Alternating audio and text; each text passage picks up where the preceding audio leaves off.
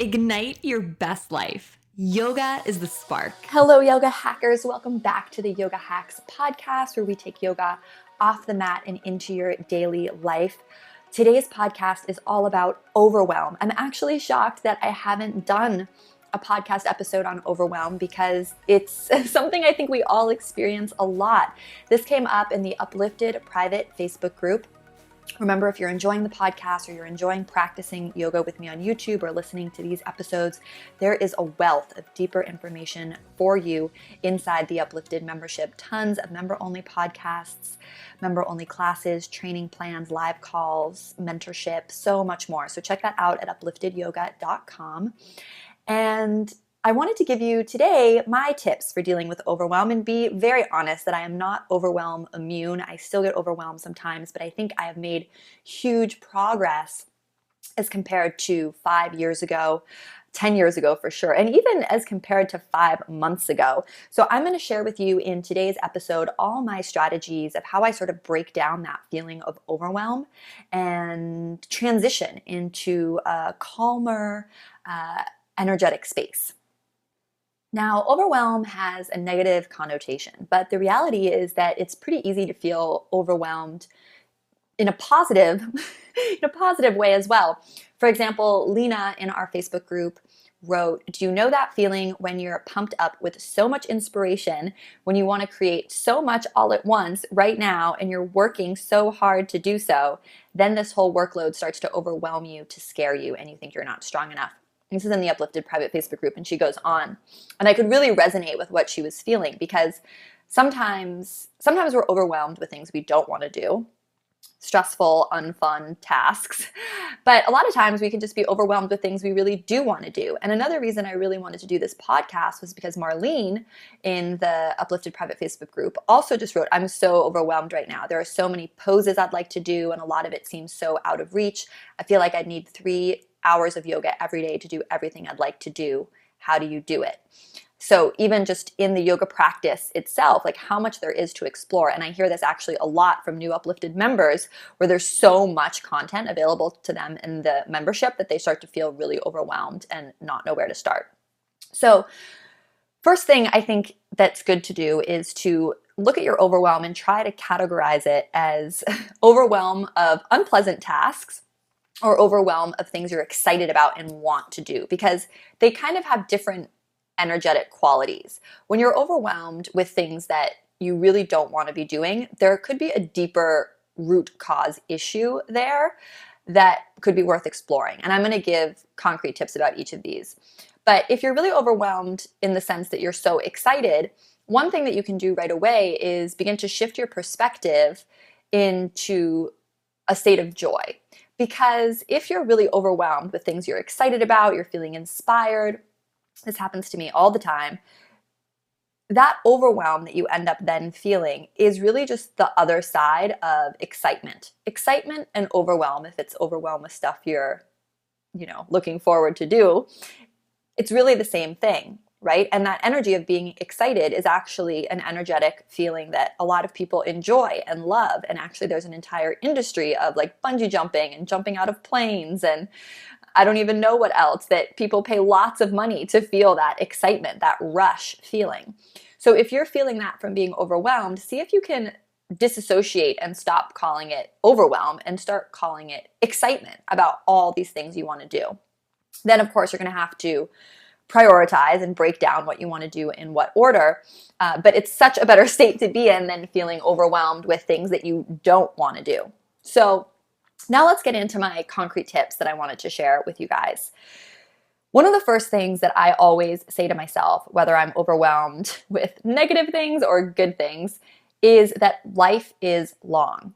Life is short, but at the same time, life is long, right? So life is short in the sense that we want to take action now and go after our goals, and we want to make sure we're on the right Dharma life path for us. We want to course correct if we're totally off course.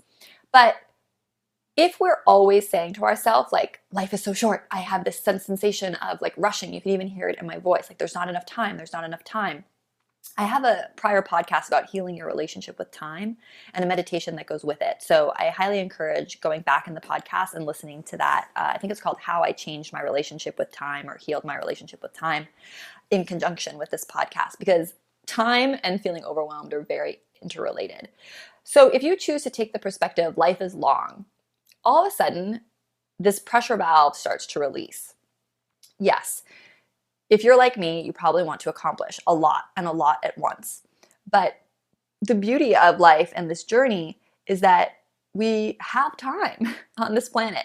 And this has really come into focus for me, especially since becoming a mother, because watching someone else grow and knowing that I'm going to watch my son, hopefully, if all goes well, for his and my whole life, watch him grow up, watch him go to college, watch him get married. I mean, it really just puts in this whole different perspective how long life is, how much time we have. Obviously, we want to use our time wisely, but to feel like there's a scarcity of time can often be a disservice to our interior energetic landscape. So ask yourself, like if you're someone who never gets anything done and you're kind of need a little bit of motivation to get your butt off the couch and into action, then maybe you want to say to yourself, life is short. I need to get into action now around my goals. But if you're all the way on the other end of the spectrum, which I imagine you might be if you resonate with me and my message, you're very type A, you're sort of a go-getter, you're using yoga because you need to relax, then it might behoove you to start thinking life is long, right? I have a lot of time to manifest all the different projects and things that I want to see come true. And that each of them are going to unfold and I'm going to pursue each of them at the exact right moment in time. So if I prioritize one project over the other right now, it's because that's the project I'm more passionate about in this moment of now. And when I end up pursuing that other project 3 months or 3 years from now, I'm going to be wiser and in a place where that project is more appropriate for me. So it's sort of this idea that the universe is co-creating with you. So that's one thing that you can begin to shift right away. That's my first tip, is you can say, life is long. The second, that's just a great first way to calm down if it's stuff that you're excited about. The second is, and this works whether it's stuff you're excited about or not, but you want to ask yourself the question, this is my tip number 2, where is the pressure coming from?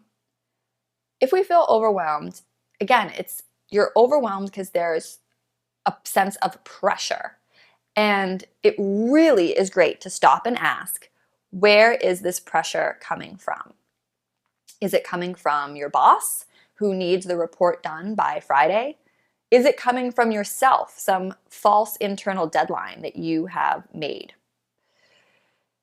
Is it coming from a family member, right? Get clear, where is the pressure coming from? And 2 culprits that might not be like yourself or someone else is often the pressure is coming from time, like the sense of scarcity around time. So we already talked about that in tip 1. Or 2, money, right? When you start getting clear, often money can be the reason you feel overwhelmed. And sometimes in weird, what's the right word? Surreptitious ways, right? When you start going like, well, why am I stressed about that? Or why am I stressed about that? And why it often comes down to an idea of lack, right? Lack of time, lack of money. And if you want to get clear on where is the pressure coming from, I would suggest journaling. That's really the best way. And this doesn't have to be, because I know you're feeling overwhelmed right now, right? We're talking about overwhelm. So this isn't about a 2-hour journaling session with tea. This is just literally, you could write in the I'm thinking about section of your Uplifted journal, or if you have the Uplifted journal or whatever journal you're using, just a blank piece of paper. Where is the pressure coming from? And pretty much always it's going to be an external source, which is great to identify because then you can talk to the external source. You can say to your boss, hey, I'm feeling very overwhelmed about having this done on Friday for the following reasons. In order to really do my best work and feel that I'm giving my all to this project, I'm wondering if it can be done on Wednesday of the following week instead, right? And you can start taking actions to chip away at the overwhelm to, again, release that pressure release valve. I really just think of it as like a valve that's overstimulated. And if it's time or money, again, this is where it's getting back to some maybe root causes, root issues that you may need to deal with. Looking at your relationship to time, like we mentioned before. Looking at your relationship to money, which is something that we often don't do. So often overwhelm is tied, intrinsically linked to a scarcity mindset around time and money. So see if that's true for you when you start exploring this a little bit deeper. Okay, then third practical tip is, what can I outsource? Right? So a lot of times we just don't ask for help when we need it. So outsourcing, meaning asking someone else or getting someone else to do something for you, is a fantastic tip to deal with overwhelm. But it requires we put on, again, sort of this logical hat and start diagnosing the problem, so to speak. So what can I outsource? You could journal on that. You could just jot down a couple ideas. Again, once you take the moment to pause and shift out of that feeling of overwhelm and shift in a little bit to the analytical, creative, because the analytical mind can also be very creative if you engage left and right brain at the same time. You can come up with creative solutions on how you can get work, maybe get people to help you get your work done, right? Maybe you can hire an intern. Maybe you can get an au pair. Maybe you can ask another mom to swap childcare with you. There's always creative solutions. We just need to get present and be open to searching for them and start getting focused on solutions instead of problems. So what can you outsource? The next one, tip 4, is what really has to get done now, right? If you're feeling overwhelmed, well, what really has to get done now? Because usually I find when I'm feeling overwhelmed, which happens a lot, if I really look at my whole list of things I want to do, and that's another thing you can do, is journal and just write down all the things you have to get done so you can kind of just get it out of your head where it's feeling like overwhelm and onto a page of just like a list of stuff that needs to get done, right? And then you can look at that list and you can see what you can outsource. And then you can also, next to each item that you've written, does this need to get done now? For example, I really want to get Alex, my baby, a social security number. Does it need to get done now? Okay, it needs to get done at some point, right? In the next 6 months, it needs to get done. If we're ever going to get him a passport, I'm pretty sure we need to do the social security number first. So it's not something that I should procrastinate forever, but it doesn't need to get done now, like today, or even by the end of the week, right? So when you start identifying things like that, it can be really helpful in, again, releasing that pressure valve. You start to see that so many of the things that feel urgent actually aren't urgent. You can actually start delegating and postponing. Now, the next thing, and this is my biggest tip, is to pose a question to yourself. So you can look at the list of all the things you're overwhelmed about, or if you already just know off the top of your head something you're overwhelmed about, you can pose this question. Is it worth it for whatever it is, fill in the blank? Is it worth it for getting Alex's social security number right like this week as opposed to in the future? Or whatever it is for you, getting this report done on time, finishing this project by this date, whatever it is. Is it worth it for X, whatever it is, to be destroying my inner sense of peace and harmony? Is it worth it? Is it worth it for, fill in the blank, whatever it is, to be destroying my inner sense of peace and harmony? So what I'm offering up as an idea here is that in the Yoga Sutras, Patanjali teaches us that we want to be in a state of equanimity internally, right? We don't want to be flustered. So it's really nice to ask yourself, is it worth it for my inner equilibrium to be destroyed about this thing? And sometimes the answer might be yes, right? If it's a report that your boss needs by Friday, and your salary and your health insurance and everything, your salary, health insurance, life, you keeping this job, like it all rides on you getting this report in on Friday, and it's, Wednesday and you don't have it done yet, the answer to that question might be yes. It is worth your inner sense of peace and equilibrium to be not harmonious for maybe the next 48 hours so you can get that done, because it is so important. The stakes are so high. However, how many of the things we're overwhelmed about really fit into that category? Not a lot of them. Not a lot of them.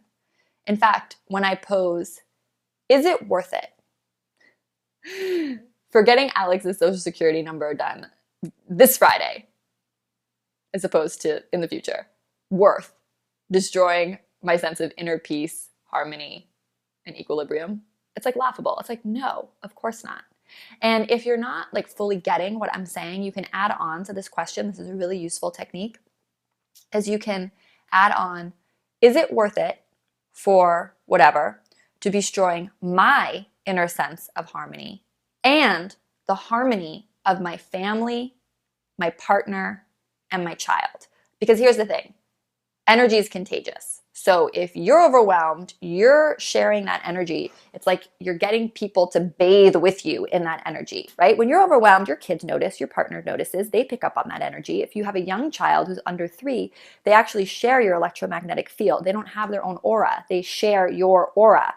So you can really start to get serious about like what's worth being overwhelmed and frazzled about and what isn't. So that is a really useful tool, because again, if the answer is yes, that's okay. And then it's like, okay, there's a temporary 48-hour period, or, you know, maybe you have a sick family member, you're feeling overwhelmed, you need to take care of them. Like, you know, there are circumstances where sometimes we have to be willing to be uncomfortable, to stretch our limits, to kind of lose our inner sense of harmony and equilibrium because the stakes are very high, right? That's just life, unfortunately. Sometimes that happens. But I would bet you, I don't gamble, but I would gamble money that at least 75% of the things on your overwhelm list that you write in your journal or that you just think through and categorize right now in your mind are not worth it. Are not worth it at all. Like, they are easily things that can be postponed. They're easily things that can be outsourced. They're easily things that you can come up with a creative solution for. And again, if they're things you're excited about and want to do, trust that the universe is going to help you co-create and bring those things to fruition at the exact right time. Right? The universe doesn't want you to feel overwhelmed. Right? The universe is so generous, giving you like downloads of all these great ideas and things you want to manifest, and it's going to help you manifest each one in the exact right order at the right time. And if you don't know where to start, the answer is always, what are you most passionate about right now? What can you not live without doing right now? We all have a lot of great ideas, but only some of them really need to move into this plane of consciousness right this second, right? And how you can figure out which ones those are, you can meditate, you can journal, you can get quiet and listen. You can also just wait. You can play the waiting game. And I do this a lot. If I don't do this, is it like keeping me up at night? Is it killing me not to do it, right? Can I not fall asleep at night because I'm so thinking about how I have to do this, right? So you can just wait. You can stall a little bit. If you have like 3 great ideas of projects you really want to move forward, just do none of them and see which one like badgers you, because that's the universe telling you like, this is the one you've got to focus on right now. This is the one you have to do right now. And then just think to yourself, life is long and you're going to get to all the others at the exact right moment. And that's a belief that you're choosing to believe. And I think it's the most helpful, because the alternative is to believe it is stressful, right? The alternative is to believe, oh my gosh, I need to get everything done right now. There's this urgency, you know, it's not helpful. So you're always choosing to believe one thing or the other thing. So it's just more helpful to believe that the universe is co-creating with you and you're going to manifest everything at the exact right time, whether you believe it or not. Even if you don't believe it, that's more useful to believe, because believing the other thing is going to cause you stress and anxiety. Believing that there's a lack of time, lack of abundance, lack of money, right?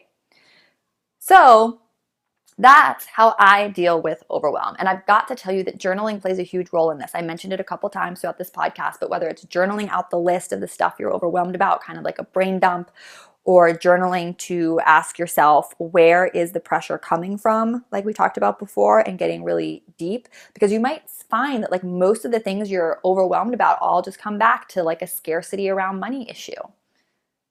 And if you can just kind of nip that in the bud, then all the other overwhelm issues are going to go away. So let me know in our private Facebook group. Private Facebook group is Yoga Hacks, YogaHacks community.com. So that is free for everyone to join. You can let me know what you thought of this podcast there or below if you're listening on YouTube in the comment section, or if you're listening on iTunes, I would love if you would leave a rating or review of this podcast. That always helps me out a lot, and I always love to hear your feedback and requests for new episodes. In addition, consider joining Uplifted. It's an absolutely amazing community if you haven't already, and you're going to find dozens of other member-only podcasts like this that go much, much, much, much deeper into these kinds of topics. And I also just share a lot more about my personal life in general, since it's a closed community. So I feel more comfortable doing that and talking a little bit more from my own direct experience. So I would love to see you in there. You can get all the details about that at upliftedyoga.com. Thank you so much for listening all the way to the very end. Let me know what you want to hear about in future episodes, and I'm sending you so much love. Don't be overwhelmed. Take a deep breath. Get to your mat. Meditate. We didn't talk about the most obvious way to overcome overwhelm, which is like go to a yoga class or do a YouTube video. Take a deep breath, right? Those are also really great tools. Usually the way you feel after just getting 30 or 40 minutes of yoga in is it's life-changing. That's why we love the practice so much. Okay?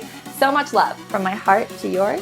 Namaste. This episode was brought to you by Uplifted. Try Brett's membership community for people who want to enrich their life through yoga at brettlarkin.com/uplifted. Yoga obsessed? Join Brett for yoga teacher training at brettlarkin.com/train. And don't forget to give back. Like this podcast, leave a rating or review. Share this with someone you love. Remember, now is the time to dedicate yourself to what matters most. From my heart to yours, namaste.